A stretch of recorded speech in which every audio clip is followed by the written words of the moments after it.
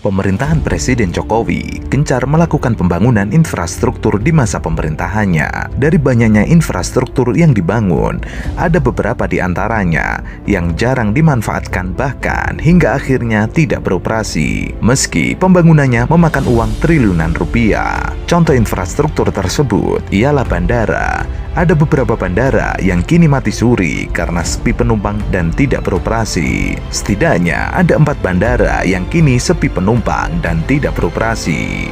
Yang pertama, JP Sudirman Purbalingga.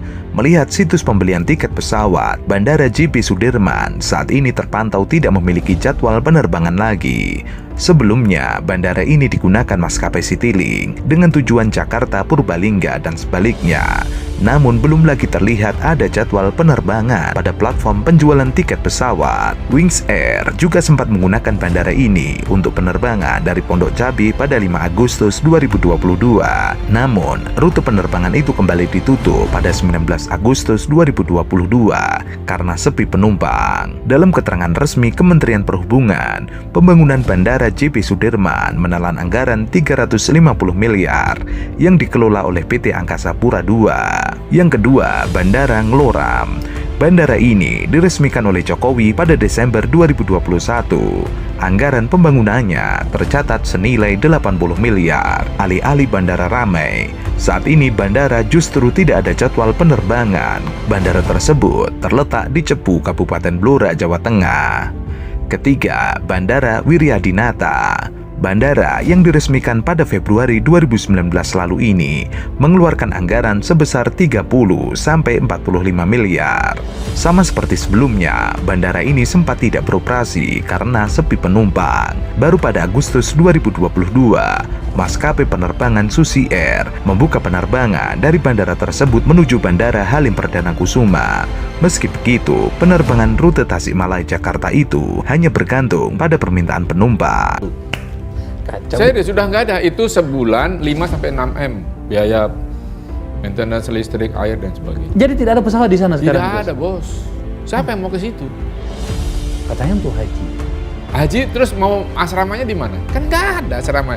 Dari Bandung, jauh bos. Sekarang Cisumdawu udah mau buka, kemarin longsor.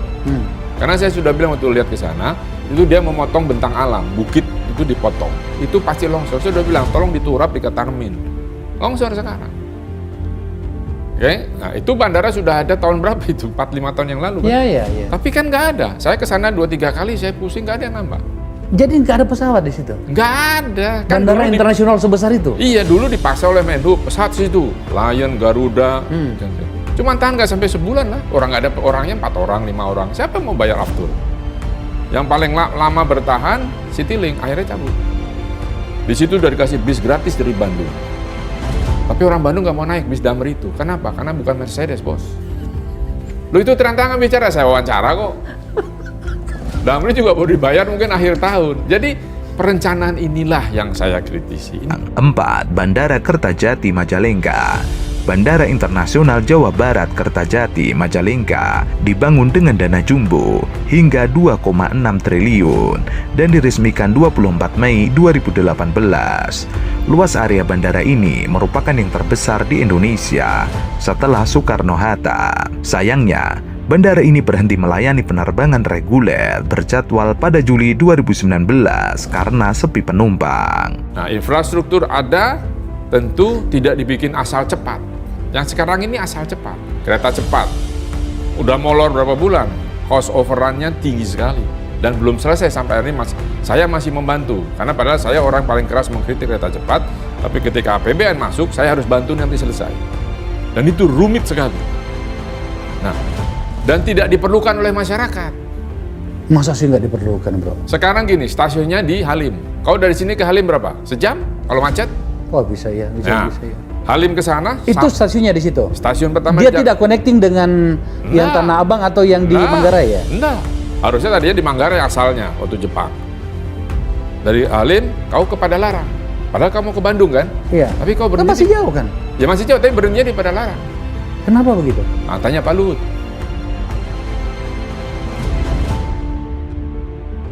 LRT Jakarta.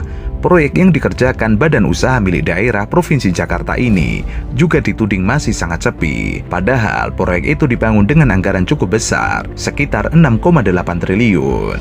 Jumlah biaya pembangunan itu digunakan untuk membuat jaringan kereta api layang sepanjang 5,8 km dari Kelapa Gading ke Velodrome. Jumlah tersebut juga mencakup biaya pembangunan dari depo yang seluas 12 hektar. Sampai saat ini, moda transportasi dalam kota itu masih sangat sepi.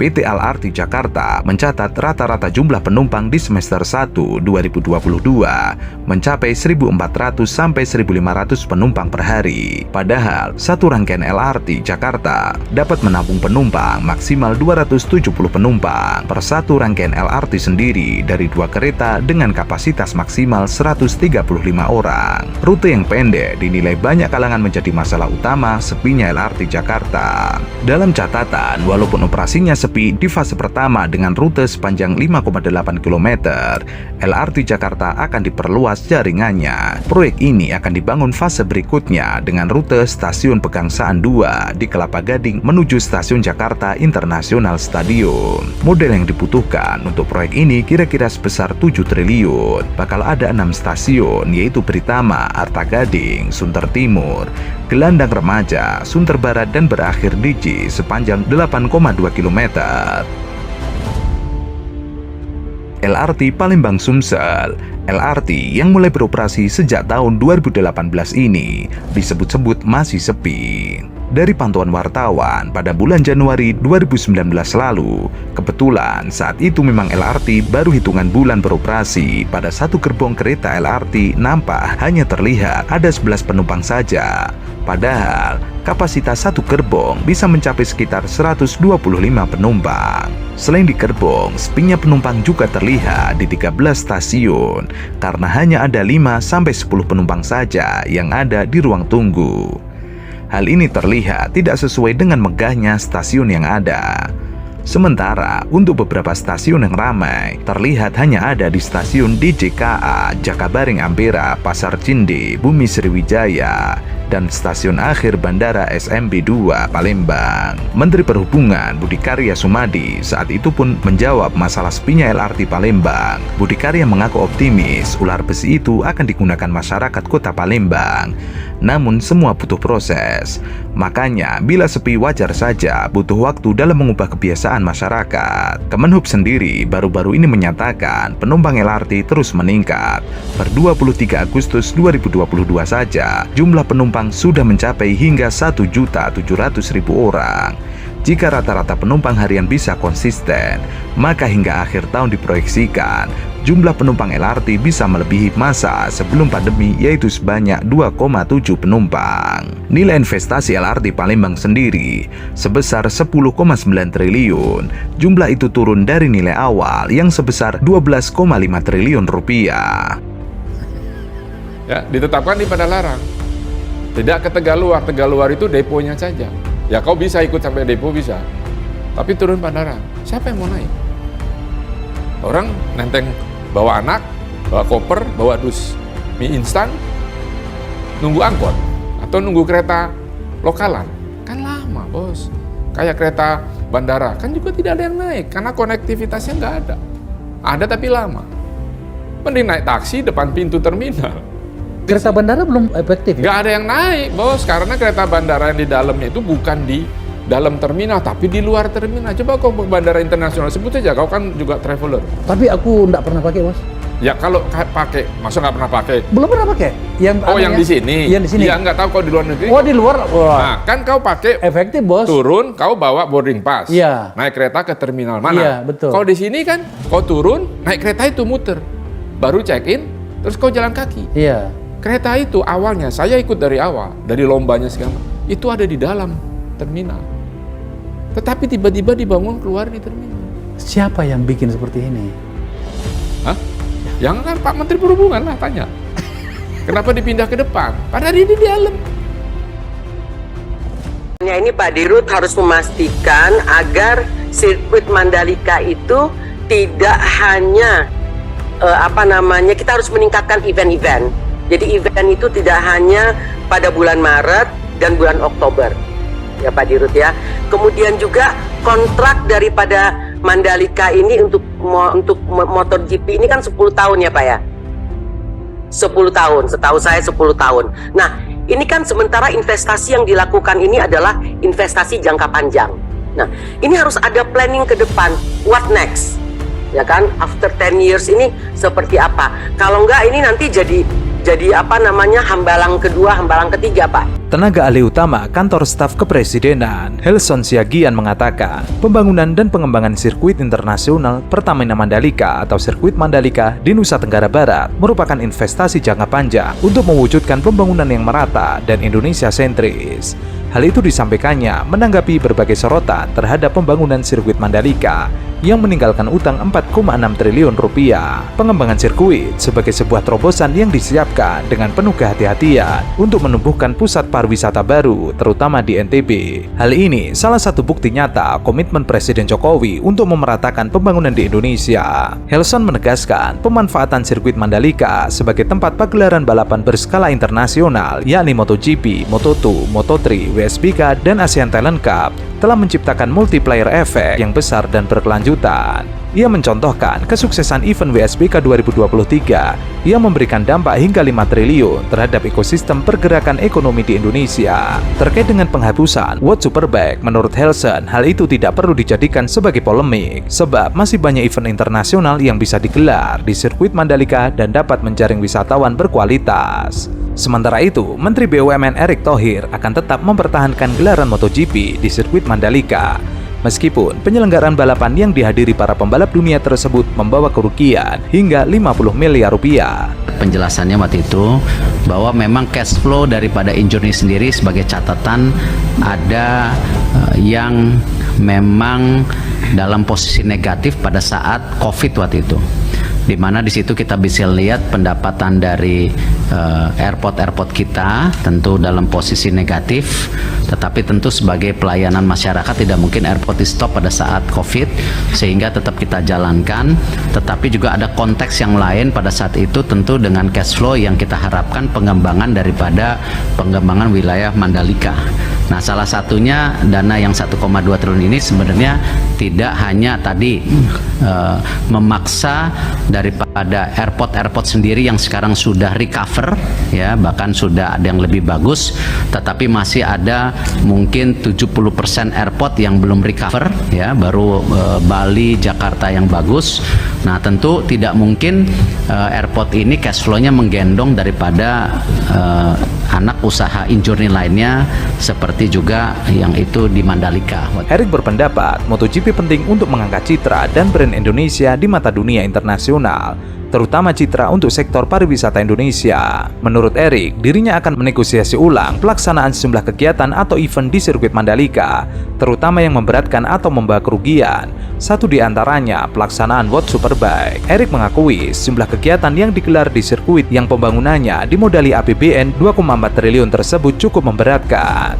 Sementara itu, pengamat kebijakan publik Kikin Praginanto mengomentari disetujuinya penyertaan modal negara untuk membantu membayar beban utang imbas gelaran MotoGP Mandalika. Diketahui Komisi 6 DPR RI menyetujui anggaran PMN senilai 1,19 triliun yang diajukan oleh Menteri BUMN Erick Thohir. Selain PMN, untuk PT Aviasi Pariwisata Indonesia atau Injourney yang menanggung utang imbas sirkuit Mandalika, ada 3 BUMN lainnya yang menikmati dana segar dari APBN. BUMN tersebut antara lain PT Bahana Pembinaan Usaha Indonesia sebesar 3 triliun, PT Reasuransi Indonesia Utama sebesar 1 triliun, dan PT Raja Wali Nusantara Indonesia sebesar 500 miliar rupiah. Menanggapi hal tersebut, Kikin mengaku heran lantaran DPR justru menyetujui penambahan tersebut ketika seharusnya perihal kerugian tersebut diusut. Ia kemudian menyindir orang-orang yang selalu berkuar-kuar bahwa Mandalika sukses besar. Ini yang gembor-gembor balap motor di Mandalika sukses besar perlu dikerangkeng juga, jangan biarkan pamer foto lagi di medsos. Untuk diketahui, big wheeler for line there for Jorge Martin in second place. Storming start from Miguel Oliveira on the number 88 factory KTM. Quartararo the pole man gets the whole shot, but Oliveira up into third. Look at Alex Rins. Holding BUMN Pariwisata Injourney melalui PT Pengembangan Pariwisata Indonesia atau Indonesia Tourism Development Corporation tengah menanggung utang 4,6 triliun dari proyek sirkuit Mandalika. Nah, kesempatan ini perlu saya sampaikan background daripada Mandalika karena saya ditanya pendapat saya secara profesional bagaimana saya melihat Mandalika. Yang pertama yang perlu saya sampaikan bahwa kami sebetulnya adalah menyelesaikan problematika yang ditinggalkan Pak Ketua. Jadi kalau saya ditanya, saya juga kalau uangnya hari ini 1 triliun saya minta untuk pengembangan, saya pasti tidak akan minta. Tetapi 1 triliun ini adalah menyelesaikan hutang yang ditinggalkan oleh sebelum kami mengambil alih Mandalika. Jadi ini adalah penyelesaian hutang yang 1 triliun. Sebagai gambaran Bapak Pimpinan, itu waktu kita mengambil alih Mandalika, itu posisinya adalah mereka mempunyai short term liabilities 1,2 triliun. Mereka mempunyai long term liabilities 3,4 triliun. Dengan sumber repayment capacity hanya dari Nusa Dua. Terus terang saya tidak bisa menyelesaikan yang short term liabilities ini, di mana short term liabilities ini isi di dalamnya adalah pembangunan daripada grandstand dan juga VIP Village sama kebutuhan modal kerja waktu penyelenggaraan event, yaitu 1,2 triliun. Karena itu penyelesaian ini harus dengan equity. Tetapi yang long term liabilities-nya, apa yang kami lakukan hari ini sebelum saya nanti masuk kepada apa yang ditanyakan oleh di Mandalika. Yang long term liabilities, menyebabkan kerugian Mandalika itu semakin setiap tahun itu akan semakin besar. Karena ada mismatch, tidak hanya rugi tetapi juga secara cash flow dia menjadi negatif. Karena EBITDA-nya hanya 80 miliar, kewajibannya jauh lebih besar yang menjadi cicilan jatuh temponya. Direktur Utama Journey Doni Oskaria menjelaskan, hutang tersebut terbagi dalam 2 term pembayaran. Kewajiban pembayaran jangka pendek yang harus dilakukan sebesar 1,2 triliun dan kewajiban jangka panjang mencapai 3,4 triliun. Ia mengatakan terus terang tidak bisa selesaikan kewajiban yang short term ini, diantaranya untuk bayar pembangunan grandstand VIP Village dengan kebutuhan modal kerja saat penyelenggaraan event. Untuk itu, satu-satunya untuk penyelesaian kewajiban jangka pendek ini, dirinya mengajukan penyertaan modal negara sebesar 1 triliun untuk ITDC. Mengenai kewajiban jangka panjang yang sebesar 3,4 triliun rupiah, Doni memaparkan sejumlah strategi. Pertama, pihaknya akan menghilangkan biaya-biaya, salah satunya dengan menghapus event World Superbike dari sirkuit Mandalika, karena event tersebut memberikan kerugian sebesar 100 miliar. Yang WSBK ini menunjukkan kerugian. Sehingga apa yang kami lakukan adalah kami akan melakukan renegosiasi untuk menghilangkan WSBK ini. Sehingga nanti WSBK-nya akan turun, akan kita hilangkan sehingga tidak muncul biaya di dalam penyelenggaraan WSBK yang itu sebetulnya eventnya tidak menarik crowd dan tidak menarik juga secara sponsorship. Ini berdampak 100 miliar penurunan daripada kerugian kita. Ini tahun ini akan kita lakukan untuk menegosiasi membuang si WSBK-nya. Itu yang pertama. Yang kedua adalah kita melihat lagi MotoGP ini berapa negatifnya dari sponsorship dan juga daripada hosting fee-nya. Kita sudah menghitung itu kita punya punya gap itu kurang lebih sekitar 50 miliar. Ini yang sedang kami carikan bagaimana kita mendapatkan tambahan sponsorship untuk menutupi gap ini. Sehingga kita bisa melokalisir problemnya di Mandalika ini. Problem pertama adalah berkaitan dengan long term liabilities-nya, yang kedua adalah berkaitan dengan MGPA-nya. MGP-nya kurang lebih 50 miliar yang harus kami lakukan.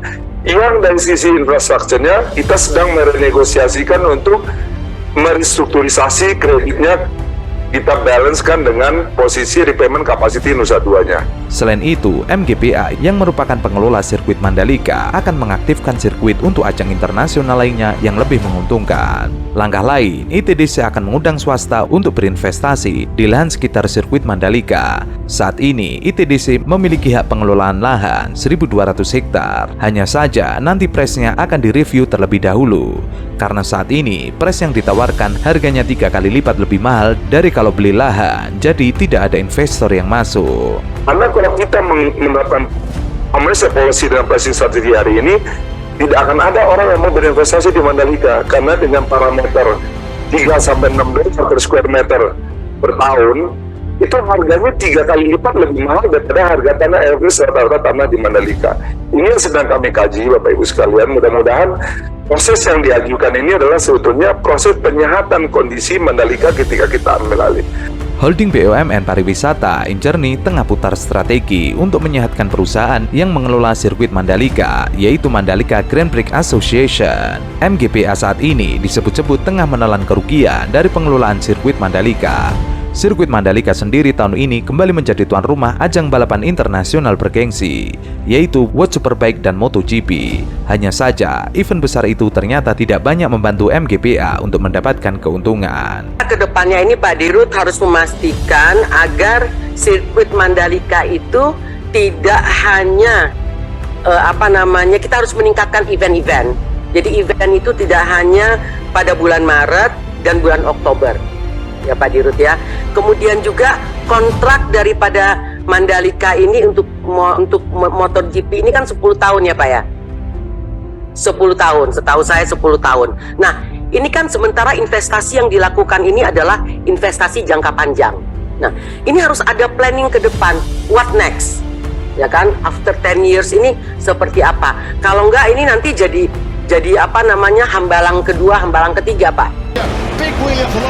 Untuk diketahui, para buzzer dan juga para oligarki sering mengkritisi pagelaran ajang balap Formula E. Mereka membandingkan dengan pagelaran MotoGP di Mandalika. Padahal pagelaran MotoGP di Mandalika sampai saat ini masih menyisakan problem. Belum lagi biaya pembangunan sirkuit Mandalika yang terus naik. Terbaru, penyelenggaraan MotoGP Mandalika 2022, Mandalika Grand Prix Association berutang kepada Rumah Sakit Umum Daerah Nusa Tenggara Barat sebesar 7,8 miliar rupiah. Utang tersebut tercatat di laporan hasil pemeriksaan operasional Badan Layanan Umum Daerah RSUD dan Rumah Sakit Jiwa Mutiara Sukma tahun anggaran 2022. Direktur Utama RSUD NTB, lalu Herman Mahaputra membenarkan utang MGPA tersebut. Ia telah melaporkan ihwal utang itu kepada Gubernur NTB Zulkifli Mansyah dan Wakil Gubernur NTB Siti Rohmi Jalila. Herman menjelaskan telah beberapa kali bertemu dengan jajaran direksi MGPA untuk menagih utang pekerjaan layanan kesehatan saat pagelaran MotoGP. Namun ia belum bisa memastikan kapan MGPA bisa digelar. Herman memastikan keuangan RSUD NTB tetap baik meski memiliki piutang 7,8 miliar rupiah. Pelayanan kesehatan di rumah sakit itu juga tidak akan terganggu. LHP operasional Badan Layanan Umum Daerah RSUD dan Rumah Sakit Jiwa Mutiara Sukma tahun anggaran 2022 menyebutkan RSUD NTB menaikkan perjanjian kerjasama dengan MGPA dalam rangka penyelenggaraan rujukan pelayanan kesehatan pada perhelatan MotoGP 2022 di sirkuit Mandalika. Pekerjaan penyediaan layanan kesehatan event official tes MotoGP dengan nilai 3,7 miliar. Pembayaran bisa dilakukan secara bertahap sesuai progres pekerjaan.